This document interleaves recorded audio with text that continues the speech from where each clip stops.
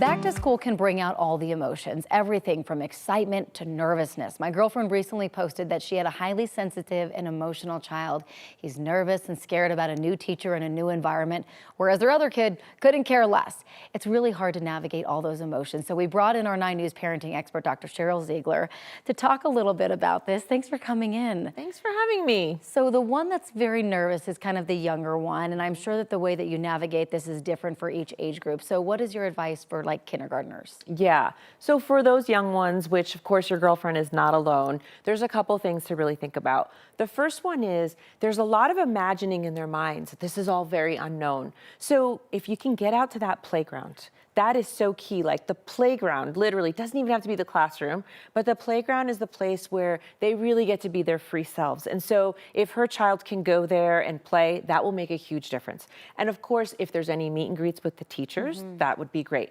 Reading books too. So there's a lot of kindergarten books. You know, they're kid-friendly kind of board books, that kind of stories, and there's ones about kids being nervous. That can be really helpful. And when you read it, great, you're done reading it. And then throughout the week, the next couple of days, go back and keep referencing it. Oh, remember how Freddie the frog felt?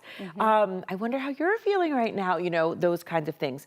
And I think the other thing for a kindergartner in particular to know is that you're going to be there at the end of the day, right? Because that's part of they're doing so much. They're separating and they're trusting in someone else. You're going to be there at the end of the day, that you can, if you can take your time as well, because maybe they met a friend and they want to play. That's very common. They want to play together after school. If you can kind of give yourself that buffered time so you go, oh, sure, that'd be great. That makes a huge difference just for the next day. I know parents, it's so easy to say, oh, I'm not going to do the meet and greet. I'm not going to do the playground thing. But it's so important because that gives the kids the sense of like, okay, I've been there. I know what I'm walking into at least. Yes, and time is so important. Try not to be running late the first morning of, which can be such a frazzled morning. Like really give yourself time, because the calmer we are, the calmer our kid will be. They feed off of us. Yeah. So what about middle school and high school?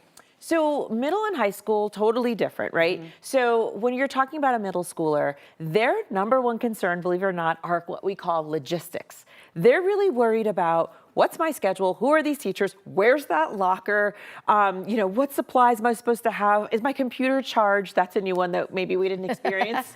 So nope, probably not. Where is the charger cord? All those things. What am I going to do with my phone? Are they going to take it? Like, they're in a whole different place. And so in those kind of cases, organization, preparedness is really important. And saying to them, yes, this is all new.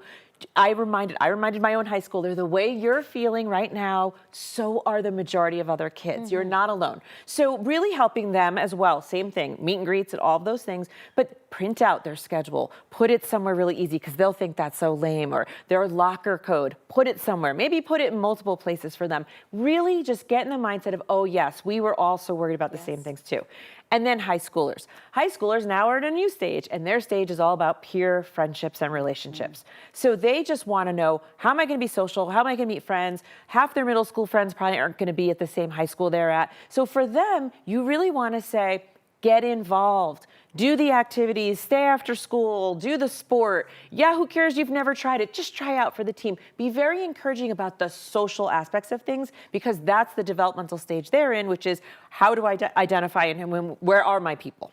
You hit on so many important things, because I feel like the overall thing is any meet and greets, any chances you get to meet the teacher in advance, see the school, be in the classroom, be on the playground, don't run late, plan for things. That's really going to help your kid out, and that probably helps the whole family out. Oh, definitely. And like we broke it down by developmental stages, just knowing that the different developmental stages have different needs. So that kindergarten, that emotional developmental stage, for them, it's their stages.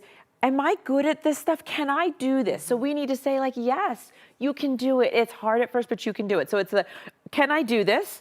Can I function in this space, in this new space? Can I get around? And then who do I belong with? Where are my people? That's kind of how it progresses. And you brought up books. I went to the library recently and got all the back to school books, you know, like the little kids books, and that helps them get ready for it too. Absolutely. Now that you're meeting them where they're at, which is seeing characters or animals, feeling the same things and going through the same experiences as them. That's really important for a younger child. Really appreciate you coming in, Dr. Ziegler. Some really good points.